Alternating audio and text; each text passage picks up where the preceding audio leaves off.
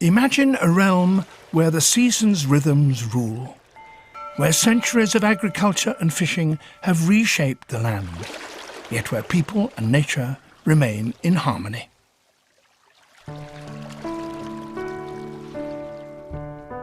Sangoro Tanaka lives in just such a paradise. At 83, he's a guardian of one of Japan's secret water gardens.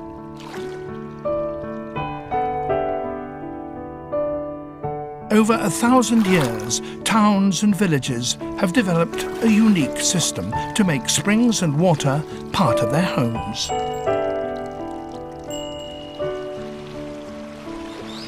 From inside their houses, the stream pours into Japan's largest freshwater lake, near the ancient capital of Kyoto.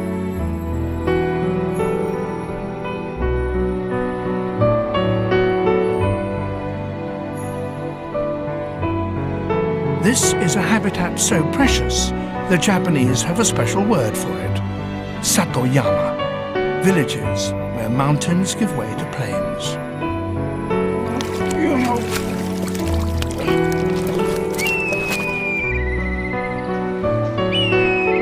They are exceptional environments, essential to both the people who maintain them and to the wildlife that now share them. Late February at Lake Biwa, an area 5 times the size of Paris. Its year has 4 distinct seasons.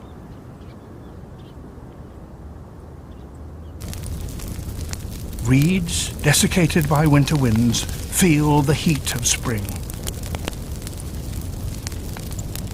They are all that remain.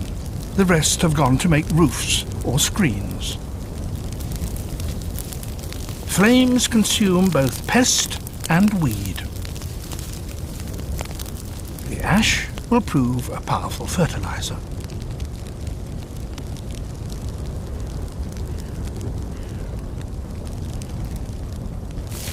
Destruction creates the very conditions in which a wide range of species will eventually flourish.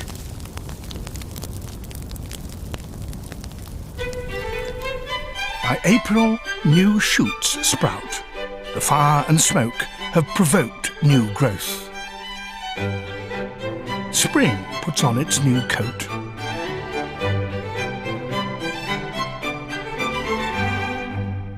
Meltwater cascades from the mountains, swelling the lake till it brims over. Parched earth soaks into wetland.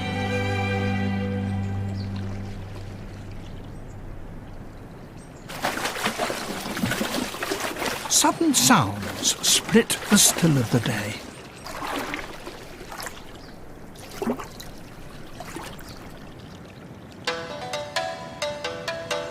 A chain of male carp dance after a female.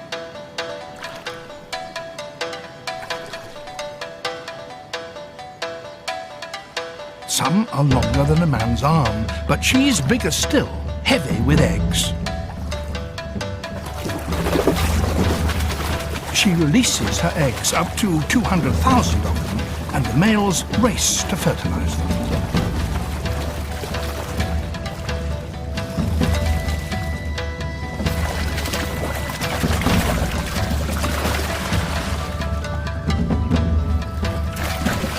For the rest of the year, these carp inhabit the chill depths of the lake. To spawn, they must seek warm shallows. Spring's rising energy is released.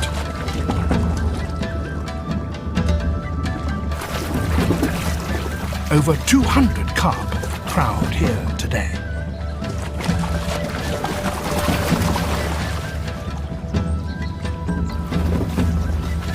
The conditions created by the firing of the marsh offer an ideal site for breeding.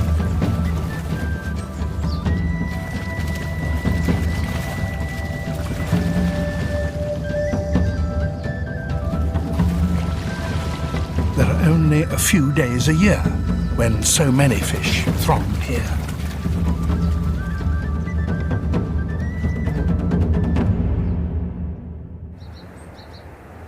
Sangoro the fisherman won't miss his chance.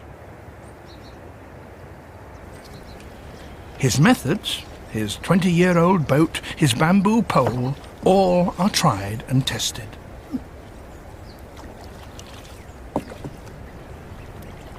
It takes years to really master the art of punting.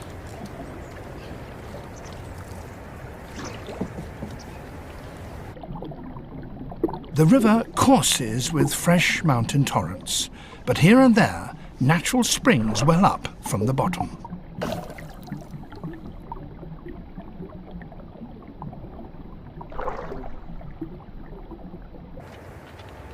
The marsh is a maze, but to Sangoro it's as familiar as his garden. He has some 50 traps set in various corners.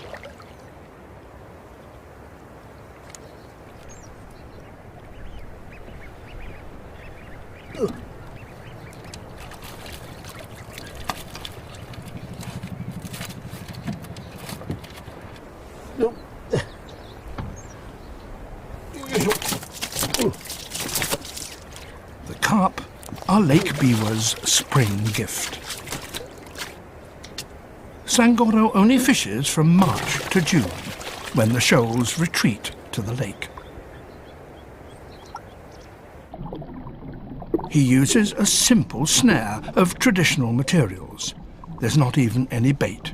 He just sinks a trap for the fish to swim into.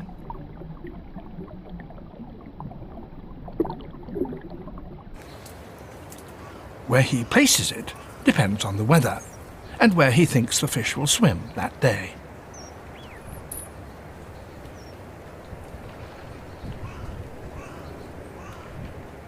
Intuition springs from long experience.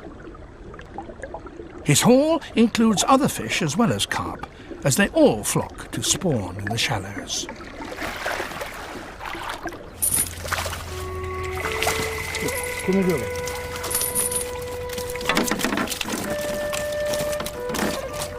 This trap is full of carp called crucians. With a single trap, he may net a dozen fish to take home.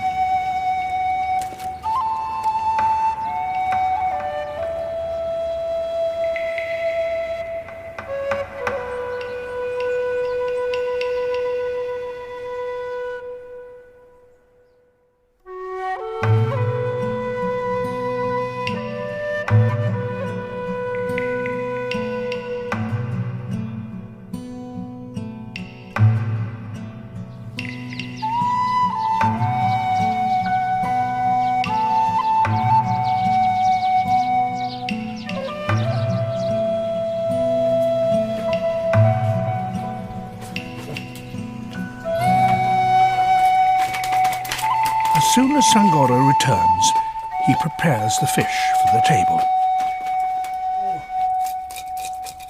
The catch is usually sold or cooked for supper that evening. But today he's preparing funazushi. Funazushi is believed to be how sushi first started, perhaps 1,000 years ago. It's salted and fermented crucian carp and rice. It smells sour and takes a long time to make. First, salt your fish. Stand for 3 months. Mix with boiled rice to ferment.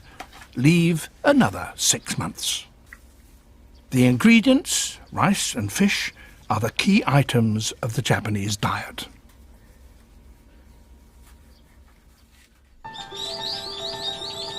Sangoro's home lies about 2 kilometers inland from the lake shore. Water from boreholes under the village is piped into the houses.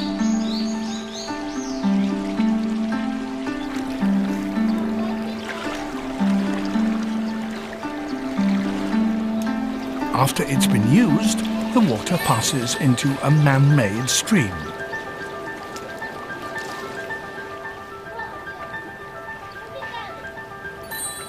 What could be a barren canal teems with hidden life.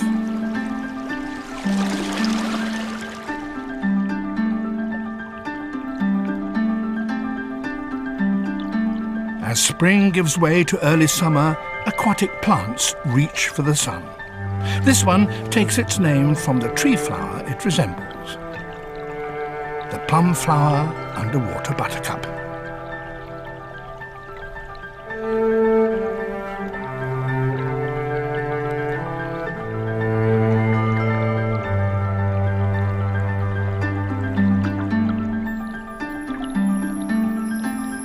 This little stickleback has no scales and can only live in the clearest of fresh water.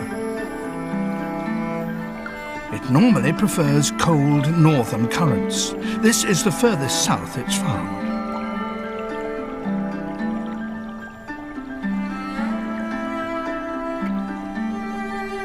The channel also harbours some strange-looking creatures.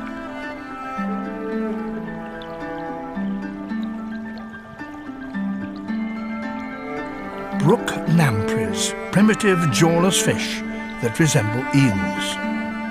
A river crab discovers just how slippery lampreys are. The channel through the village is home to creatures large and small. The water sustains people too, and in turn they use it sustainably.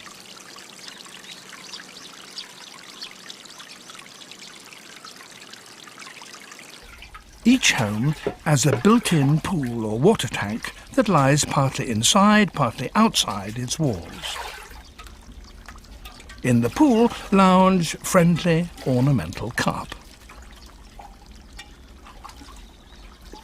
A continuous stream of spring water is piped right into a basin, so fresh water is always available.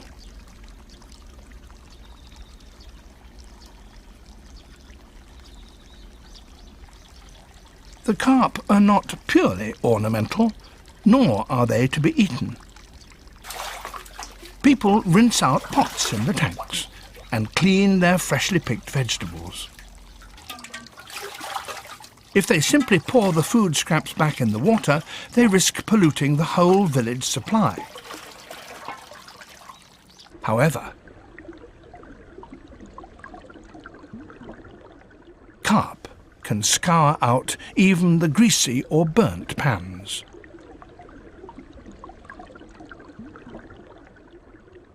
They do the washing up in Satoyama villages.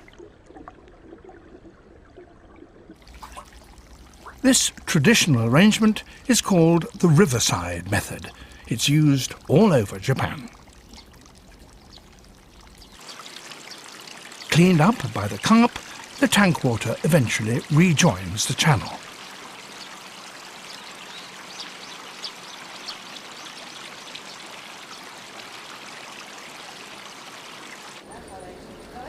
For some wildlife, the man-made creek provides an ideal place to raise young.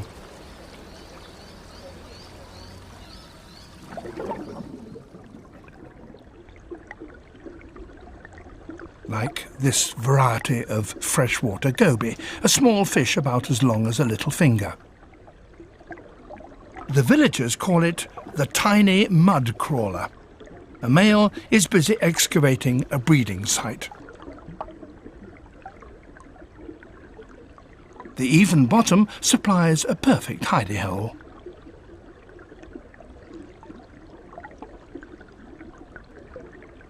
As always, the best locations are highly sought after. Here comes another male. He'd like to move in. And he's prepared to fight for it.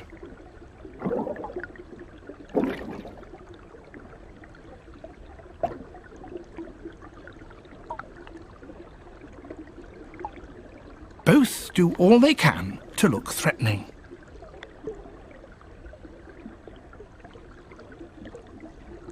Opening their mouths and erecting their dorsal fins to look bigger.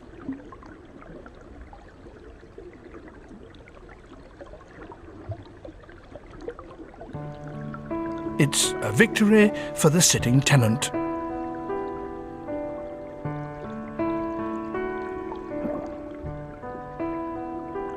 There's another goby behind him.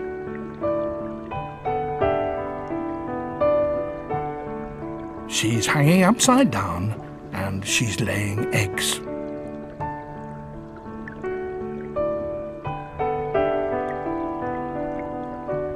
The victory over the den gave her a place to spawn in safety.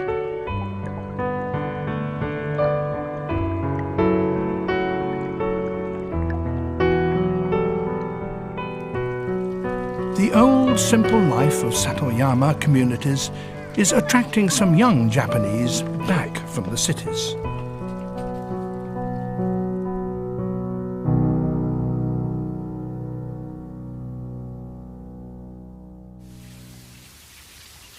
It's June, 4 months after the hungry flames licked the air.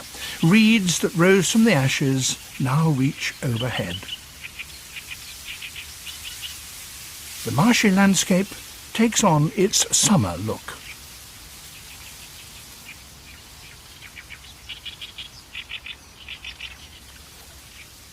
The dense growth is almost like a jungle. A world filled with tiny lives.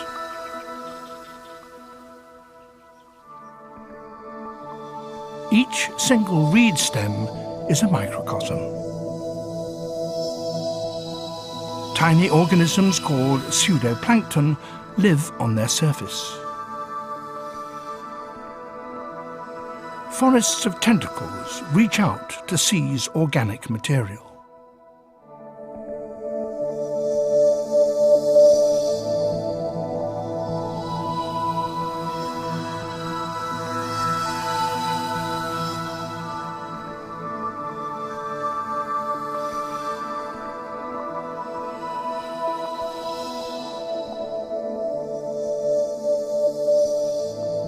Earlier, in spring, young carp hatched in the flooded fields.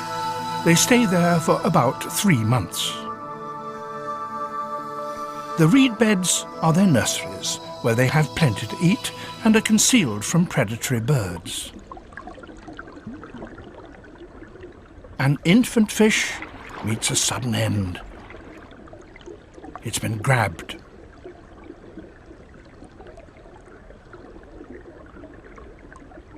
The attacker is the larva of Japan's largest dragonfly.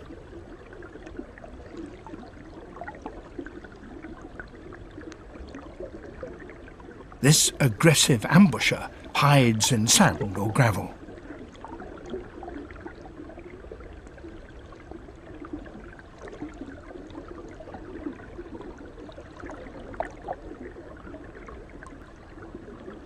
Only its head protrudes as it lies in wait for its prey.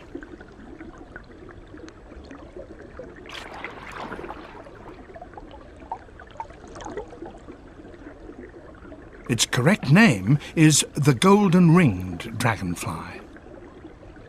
But to the Japanese, and to Sangoro, in its adult form, it's the king of dragonflies. Chicks accompany a parent coot. Now is the best time to find food. An adult calls in warning.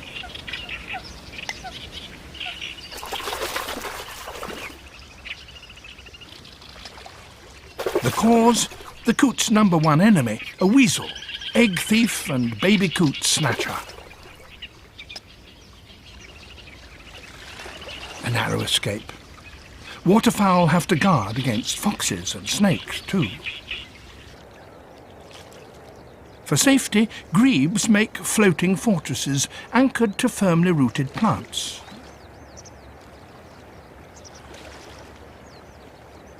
An adult bird is particularly alert when the eggs are hatching. Each grebe has its own territory, and each nests at the same place every year.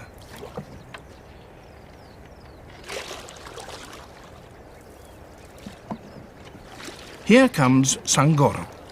The birds know him already. This is his regular route.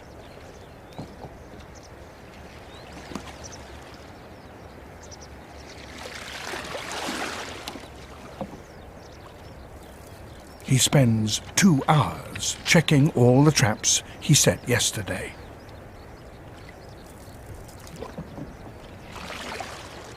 His work done, Sangoro returns to the landing stage.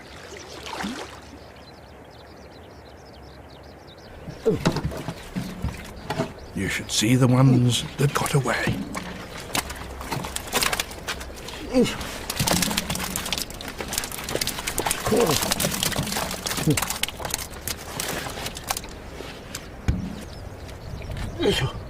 Turning muddy banks into reed beds has paid dividends. He has nearly 50 fish in all, of 8 different types.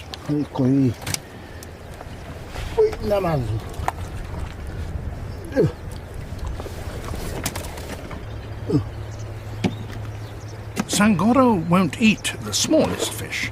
He puts them aside.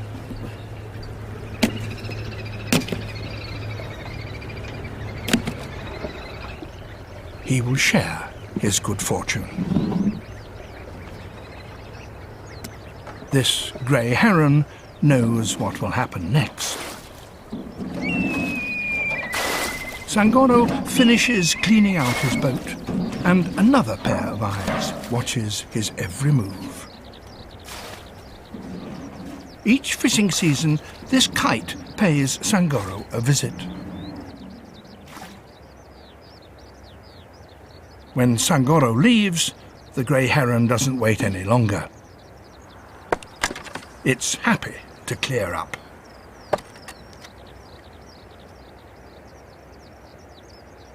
Sangoro left the tiddlers for the birds. It's his way of sharing nature's riches with those around him.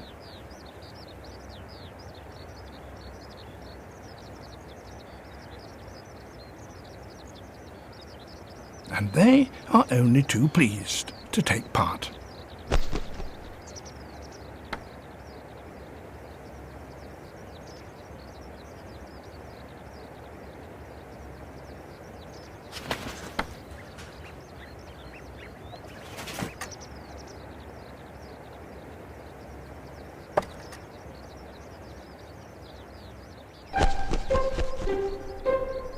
The kite will take the fish back to hungry chicks.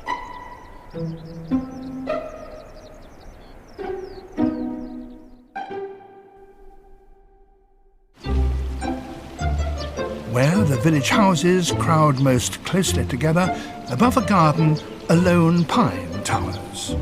On a branch is a large nest.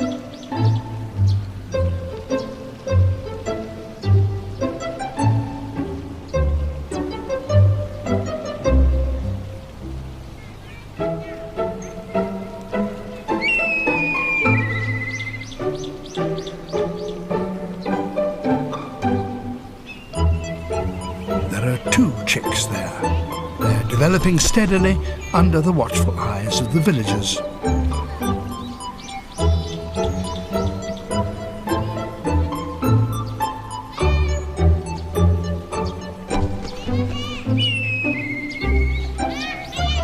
Sangoro's gift is a token of the village's close ties with wildlife.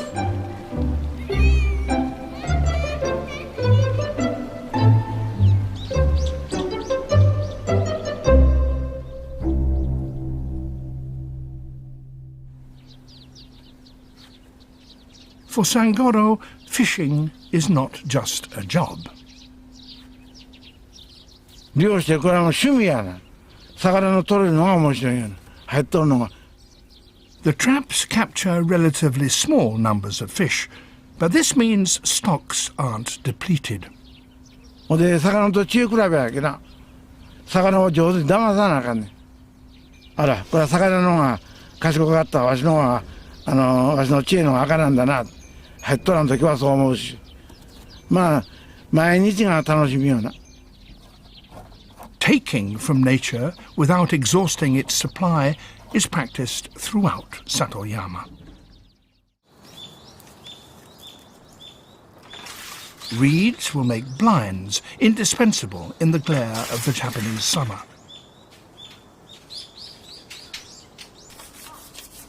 The stems are left for a year to season, then each is straightened.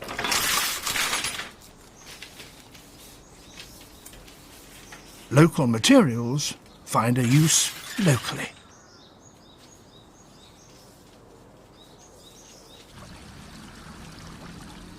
It's 5 days since the gobies first laid eggs in the village channel.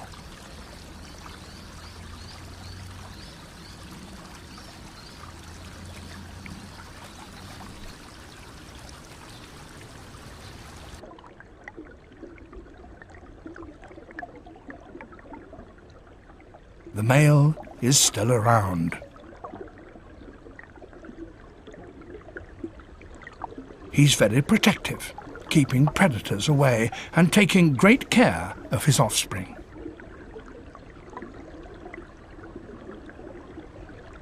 Golden eyes peer out of the egg capsules. They're ready to break out.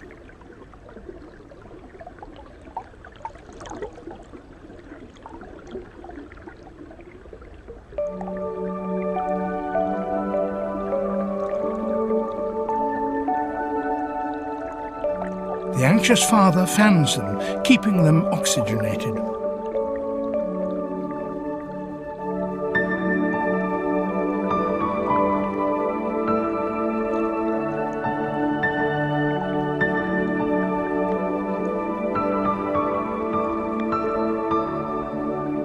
The newly hatched young are barely the size of a match head. Tiny as they are, they're about to embark on a journey.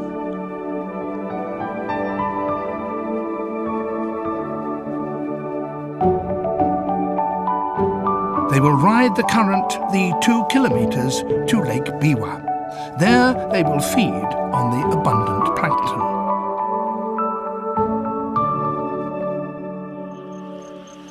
At the same time, another new life is about to undergo a striking change.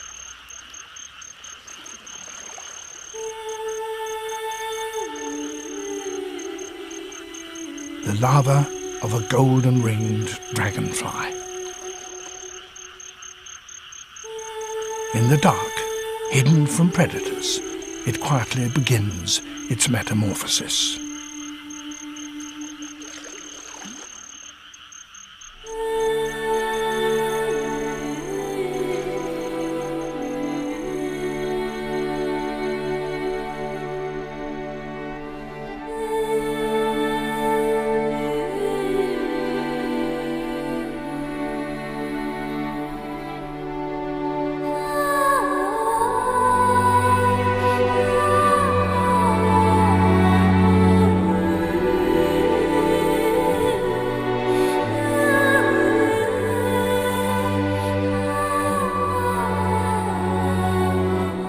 The larva is now a fully winged dragonfly. In 10 days, it will be sexually mature and ready to trigger the next generation.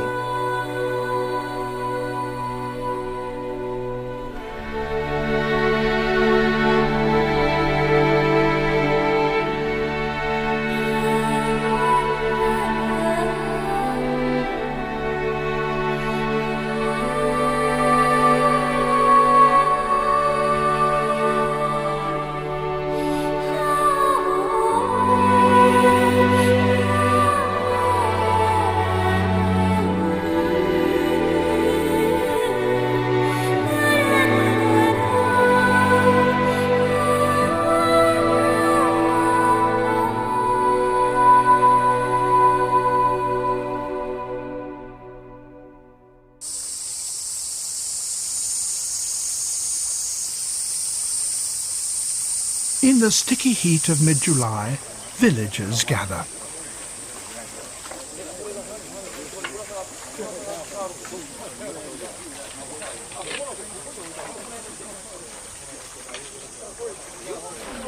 Overgrown banks block the stream. Time to clear the water plants. 20 families band together for their part of the channel. For the villagers, it's a welcome task their ancestors carried out for hundreds of years. For the fish in the creek, it's a huge nuisance. Flushed out of the shady vegetation, they seek refuge elsewhere.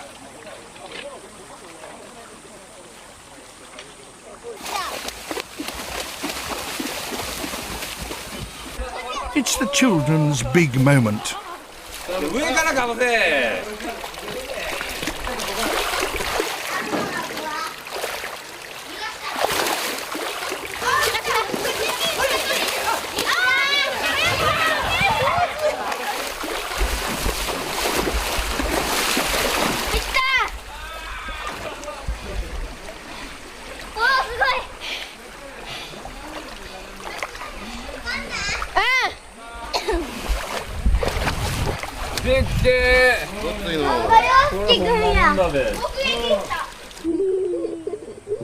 With wild creatures so close, children experience nature directly.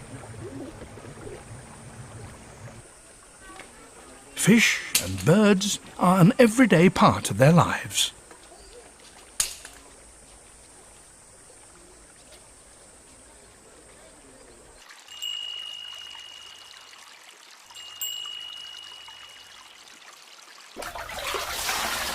Three months have elapsed at Sangoro's house. Sangoro's wife, Chicano, washes the fish salted in spring.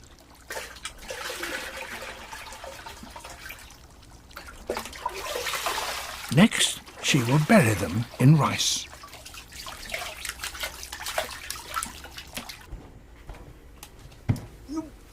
Sangoro's job is the back-breaking bit.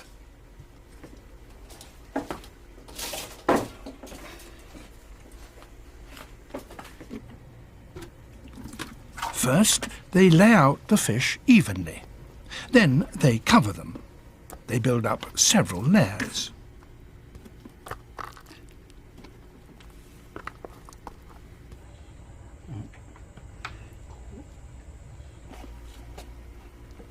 The rice starch feeds microorganisms that cause fermentation.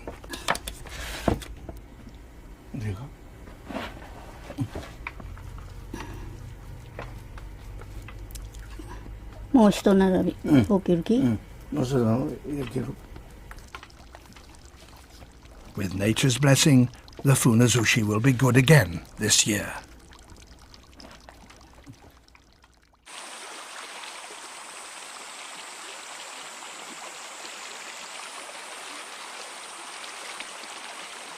After the clean-up, the channel runs smooth and clear.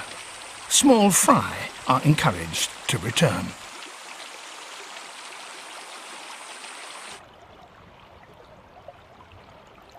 The young gobies are now the size of a fingernail, 10 times as big as they were.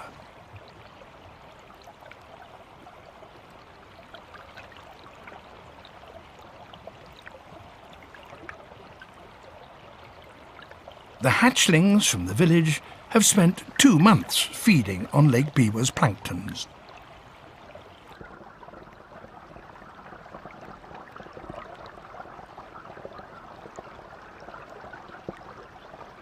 They press on upstream. No obstacle deters them, not even vertical walls.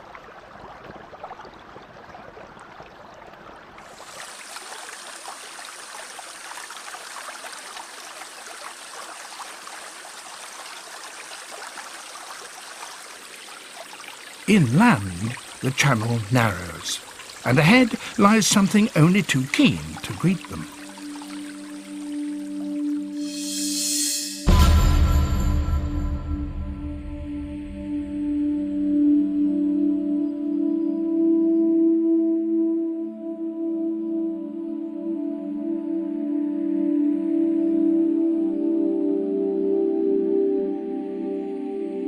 It's a Japanese keelback. It feeds on fish, which is unusual for terrestrial snakes.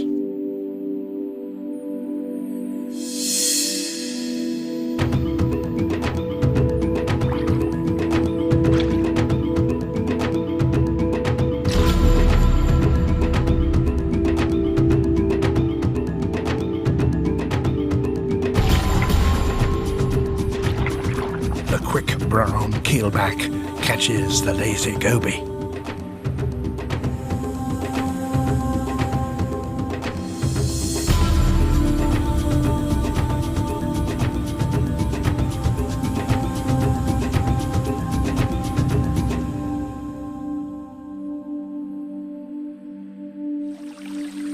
Those who escape continue their travels upstream.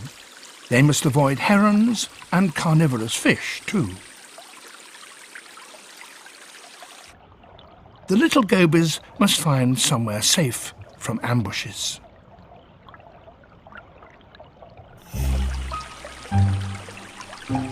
They bump into a row of fence posts. Inside are carp, which won't attack them.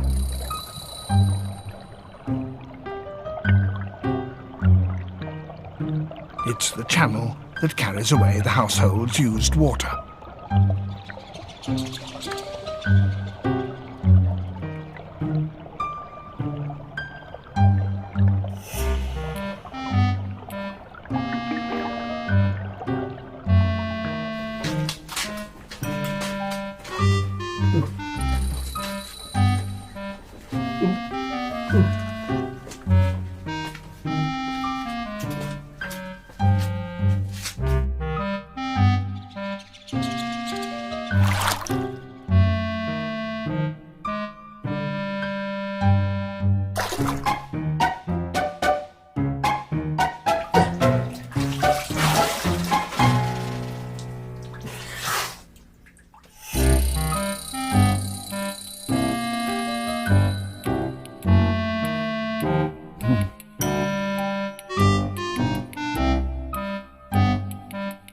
Sangoro's pool offers the young goby sanctuary, even if he will have to do the dishes.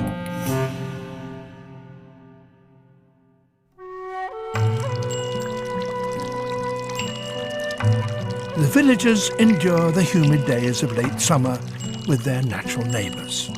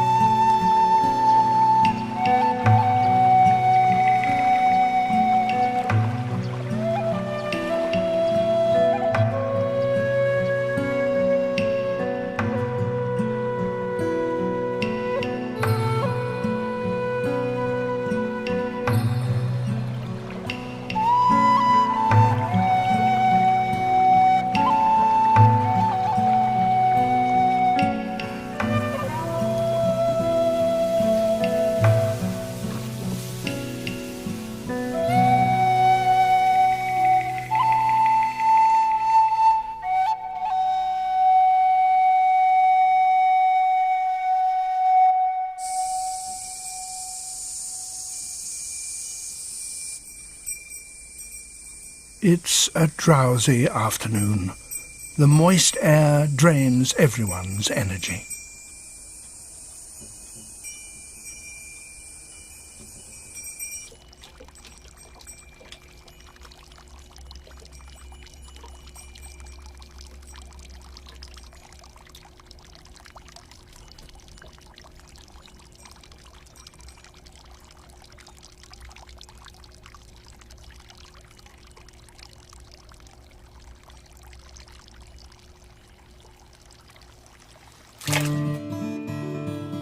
The temperature of the spring water in the house pools remains a constant pleasure.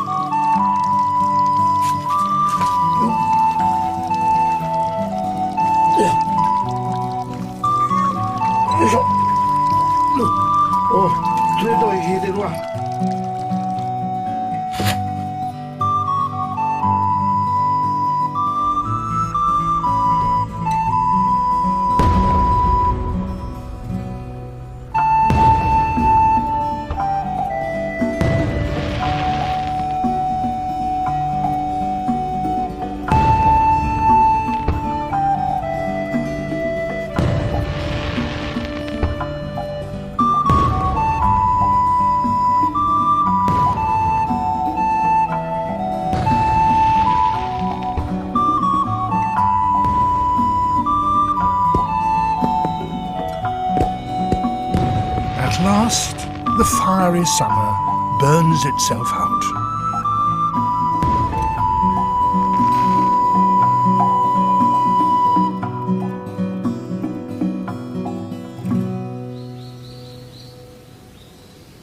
Autumn brings welcome fresh breezes.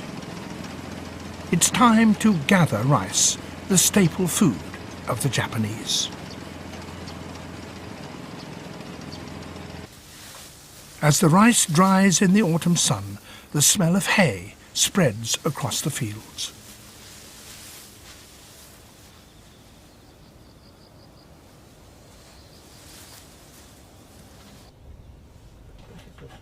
With the harvest in, the time has come to give thanks.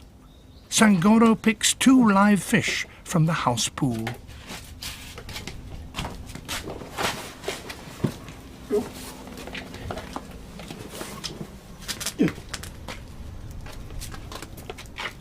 They will survive. But tomorrow is the day the god of the rice paddy goes back to the mountains. He won't depart without being given offerings: rice cakes, sake, white radishes, and the fresh fish.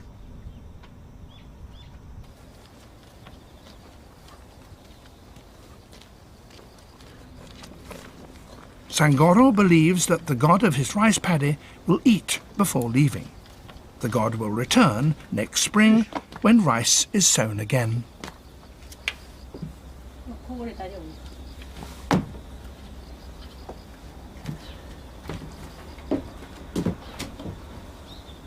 Each element in nature has its own god. Every tree, rock and stream. 8 million gods of nature in all. Prayer and ritual express Sangoro's gratitude. He's almost totally self-sufficient, thanks to the gifts of nature.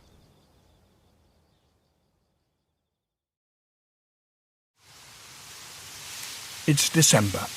Winter's harshness looms.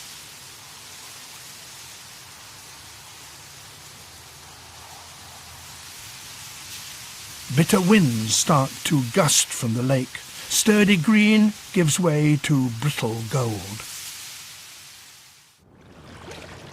9 months have passed since the scorched earth sent out shoots.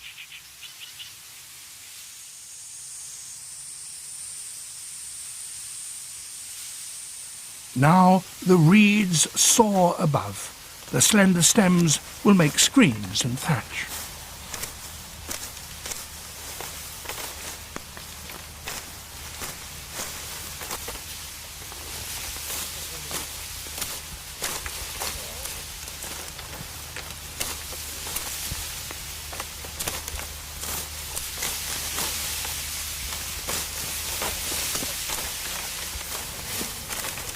The farmers cut carefully.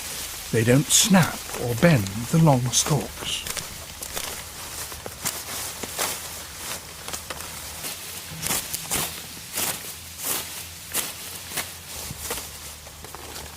Practice has made them perfect.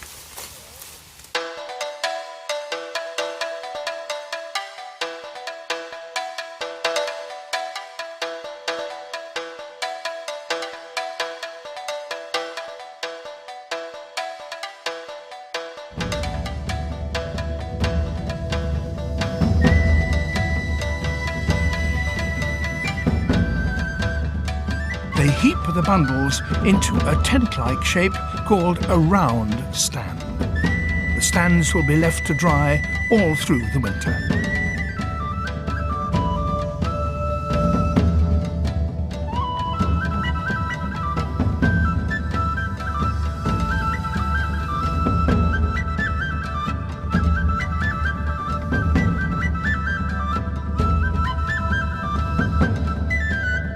The stands are visible reminders of the close connection between the farmers and the environment they have created.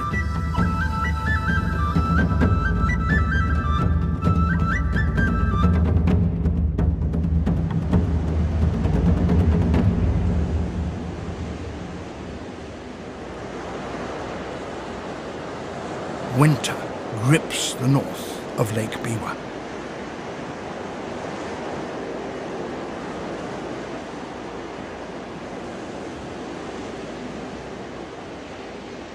The reed beds show no sign of life.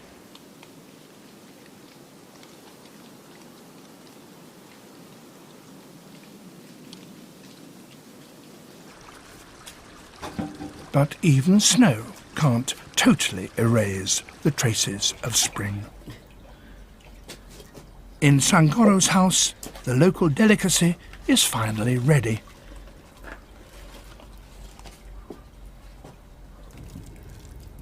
He caught the carp in his trap in spring. He and his wife salted them, and when summer came, covered them in rice to ferment. Now a further 6 months have passed.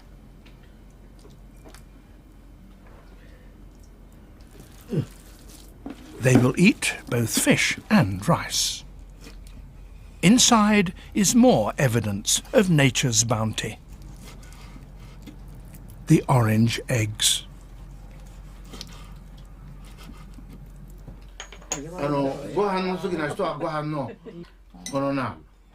Sangoro invites his neighbors to share the funazushi.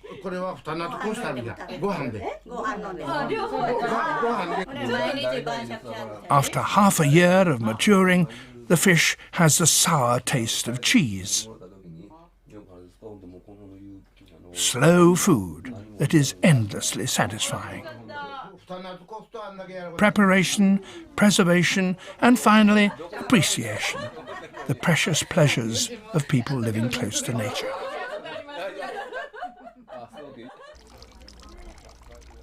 Right next to their dining room, there is the basin full to the brim. It's cool in summer, warm in winter.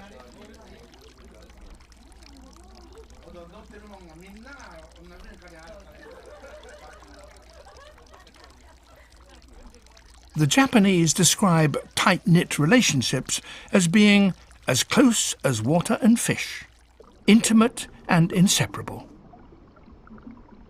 Like the pool and its little refugee.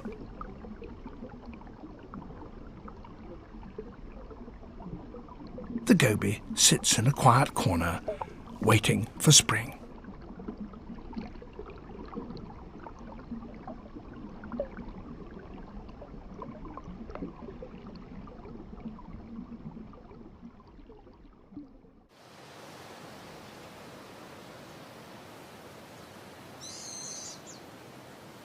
March finally comes round again. The reed beds have slept throughout the winter. Now the first rays of sun coax warmth into them.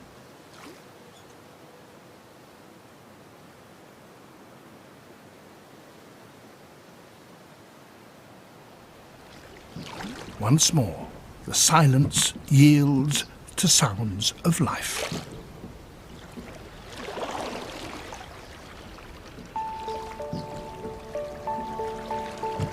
As the rhythm of the year picks up, so do lives, human and animal.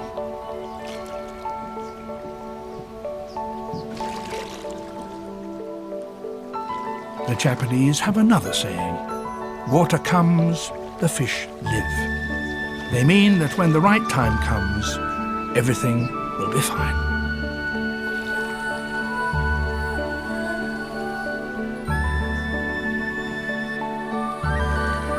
Sangoro knows that in the way of Satoyama, everything has its season.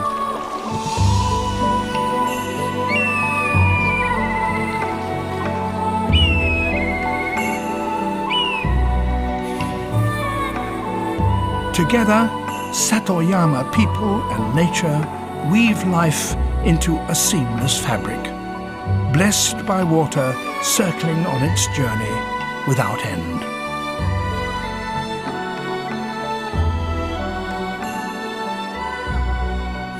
A new season, a new year, a new cycle, all begin in Japan's secret water garden.